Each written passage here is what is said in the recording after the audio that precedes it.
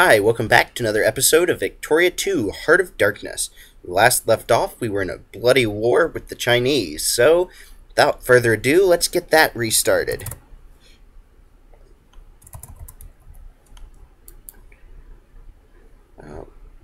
Looks like Southeast Asia is pretty well cleared out, so I'm going to move First Army before we unpause to continue occupying some of that area. Other than that, though, we're chasing a Chinese army that we decimated in Daming, and we'll need to move the 6th Army, or I'm moving the 6th Army to sort of clear out the occupying forces in Manchuria. So there we go. Another battle. It may take a few days to shake out our economy. I'm going to raise tariffs to 20% for now just to slow down that speed. There we go. Dropping it back down to 10%. We're going to probably take on a few loans while this shakes out. Also going to cancel subsidies for the moment. And yeah, looks like a lot of occupations going on all over the place. Almost done here in Manchuria, so we can finally move the 2nd Army to support the rest of the troops. Very successful battle here in eastern China. And there we go. Going to drop tariffs down again. And it looks like peace offer. China has capitulated, so we're going to accept that. Getting all this nice new land, and most valuably, perhaps, all of these new precious metals. Looking at the newspapers, Russia's in Afghanistan. Probably going to be doing that for about the next 100 years. And a crisis was averted. Looks like Montenegro has won its... Oh wait, no, never mind. Montenegro starts there. Disregard that. I don't know what I'm talking about.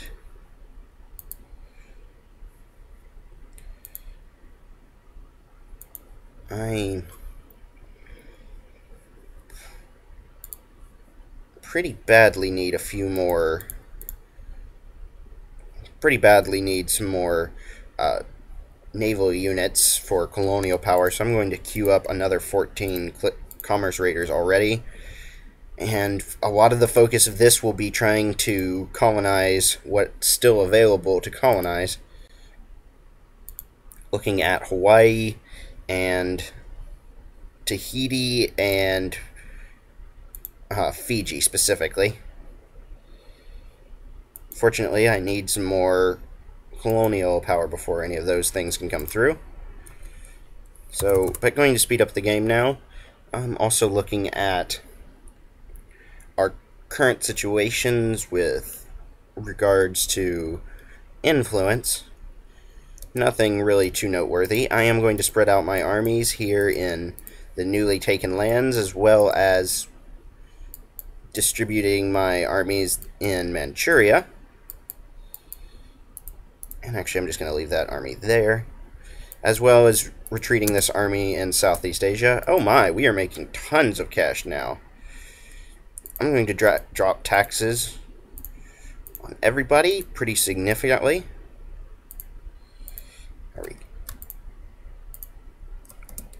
And of course, the poor still hold the brunt of the income. Okay, I'm going to restart subsidies and expand Kansai. Oh, if I can find it, there we go. And that's what I'll do for now. As soon as I get to the 10% on Tohoku, because of the lack of liquor factories, as has been pointed out, I'm going to set a national focus here in Kansai, which has just a huge number of potential workers to focus on liquor industry, so that hopefully it will turn around and become it will start to produce liquor, which is one of our major imports, and so presumably is worth quite a bit. Looking at the newspaper again, Japan went to war a while ago, and now they're just talking about it, along with victories and the end of the war all in one newspaper. That's reporting for you. Alright, there we go. 10%, so... Oh, there we go. I'm going to choose encourage consumer goods, I guess, but it encourages glass, wine, and liquor.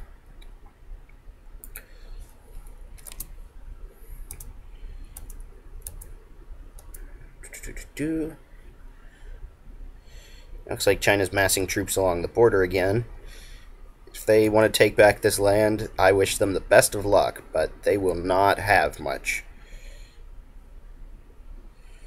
And let's see what's being built. I'm going to go ahead and subsidize all of those buildings. There we go.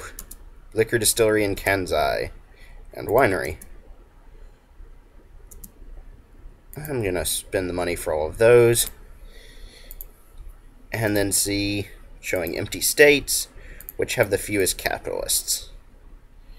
Bonin Islands have only like 150 people anyways, so they're not really that important. So I'm just going to move this capitalist focus to Seoul, at least for the moment. And also checking back on Shandong, still less than 1% Japanese, which means even if they all become bureaucrats, it wouldn't matter. So can't hope to turn that into a state yet. Looking at the newspaper, looks like Portugal is trying to take back Mozambique. But other than that, nothing that interesting. Two Sicilies expanded somewhere. I'm not really sure where, though. But I'm not keeping a super close eye on what's happening here in Europe. Looks like the Netherlands has released Borneo? That may be it, Borneo. So that's of note. And I'm about to get kicked out of Southern New Guinea, so I'm going to just withdraw from there so that I can start sending... start a colony in a couple of these other places that will, in the long run, be more valuable than a long and pointless colonial battle. And the upper house gets rearranged. Only ever so slightly. Still nothing really happening. We're making tons of cash, though, but not quite enough to drop the taxes on the poor yet. Man, Kansai is just full of craftsmen. And no industrial subsidies. We can create a colony now in Tonga, which would be somewhere around here. There we go, create protectorate. And I'm going to converted it to colony immediately.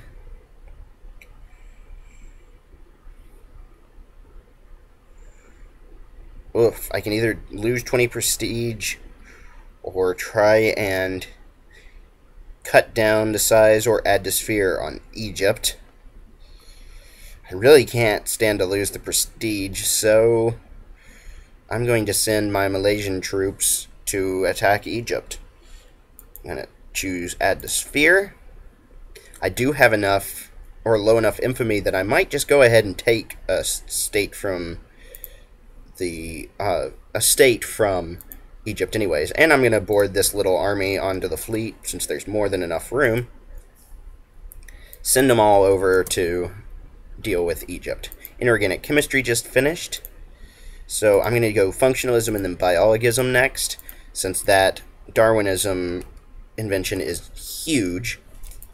Looking at the newspaper, Japan expands. Someone gave birth way up in the mountains. And yeah, not all that much else of use, or even of interest for that matter. Checking again. I'm going to raise taxes on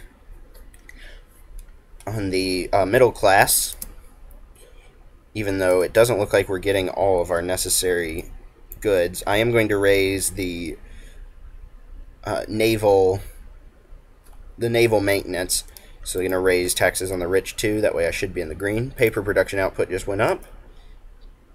Works for me. and Spain is looking for our help. I will join in with that. There's really no reason not to stay out of that war, to lose the alliance and drop prestige. So, oh wow, we really aren't getting all of our goods. Looks like canned food is kind of the issue. So, since I just got to over 10% in Japanese Malaya, as well as Seoul, but I'll ignore Seoul for the moment, I'm going to focus on armament industry with the hope that canned food will show up pretty quickly, since I could really use some canned food. I'm going to put the money in to subsidize these factories. Capitalists are building pretty quickly, but we'll keep an eye on it. And we've assumed leadership against Algeria, which just means whenever they ask us for peace, we'll give it to them. I'm going to load up both of these armies and send them on over to Egypt. I might even just try and go ahead and take Sinai, though it's not a particularly valuable state. Having the Suez will be of benefit. Oh, and Oman is also at war with us, as meaningless as that is. And we're now up to past 100 on colonial power, and a nice plurality invention. Everything's coming up Japan, so what to expand to next? Kiribate's going alright. Oof. It looks like the UK beat us to Fiji. We can still get Tahiti, though. So, if there's any Tahiti region that's close enough, of course, to colonize. Bunny. And I believe there is, but I'm not entirely positive about that. I'm going to expand the naval base here in Tonga either way, but it's possible that we will not. There we go, Tahiti. So hopefully, knock on wood, I will be able to get Tahiti, Kiribati, which will be available to change into a protectorate soon. And then, of course, I will get the rest of the Hawaiian Islands, and that might be all that I will be able to take. Which isn't a great haul, but you take what you can get. Looking at the newspaper, Spain and Algeria makes the front page.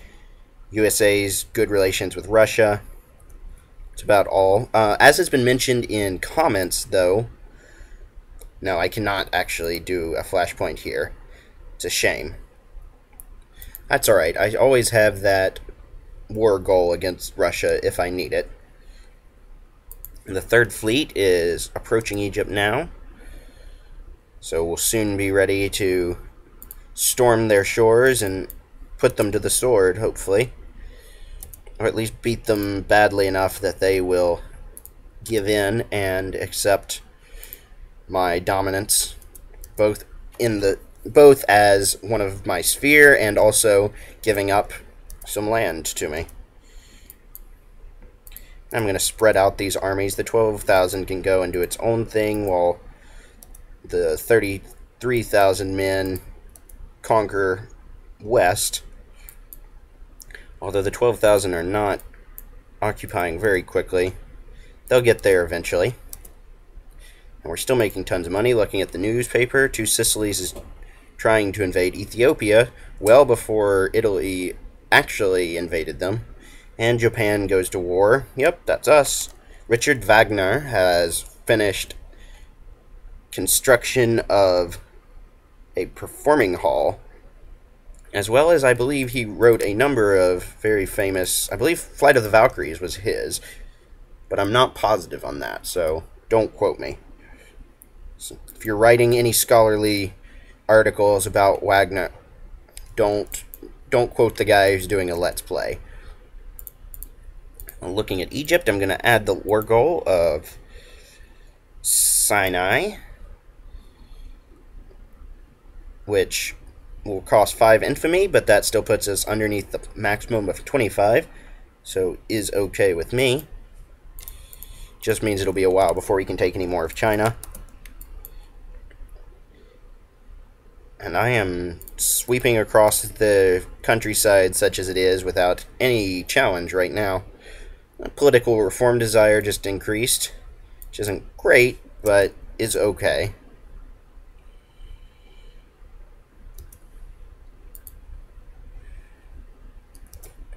Yeah, I wonder if the Egyptians even have an army. Oh, because they're also at war with Ethiopia, so their army's entirely out of position, presumably fighting down here. Is unfortunate. Unfortunate for them, anyways. Great for us. So I'm just going to keep on occupying until somebody challenges me. Oh, we can create a protectorate in Kiribati, which is... that's Tahiti. I think this is it. No, that's Hawaiian. Which I'm going to go ahead and toss some focus there anyways. Where was Kiribati? There we go. So creating protectorate and then immediately switching it up to a protectorate because I don't really know what the difference is anyways. And I'll build a nice new naval base there. I have plenty of money to burn, so I'll toss it all there and upgrade a few more of these naval bases around my empire. Oh, I didn't even put one in our state. Not even going to try to pronounce that one. But expanding naval bases. Got nothing but money to burn, so might as well spend it on something that will eventually be useful once we focus a little bit more on naval techs.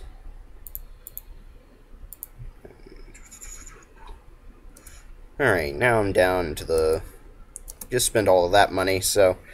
and we finished functionalism, so gonna move on and start focusing on biologism.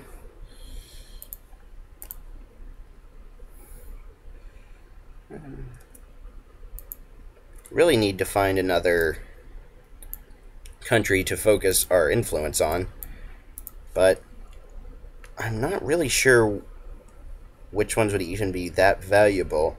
I'm going to see which ones produce the most fruit. Portugal, you have just been selected to be the next top sphereling.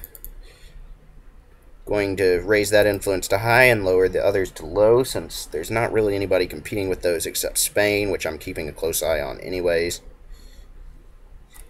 And I'm going to increase relations to get rid of that penalty to influence. And while I'm at it, I'm going to increase relations with the US, with the UK. Just generally, in case there's ever... well, France hates me, so not even worth trying that one. And I guess Prussia will be my next choice there. Currently sitting at third, but that's mostly because of the increase in army power due to being at war.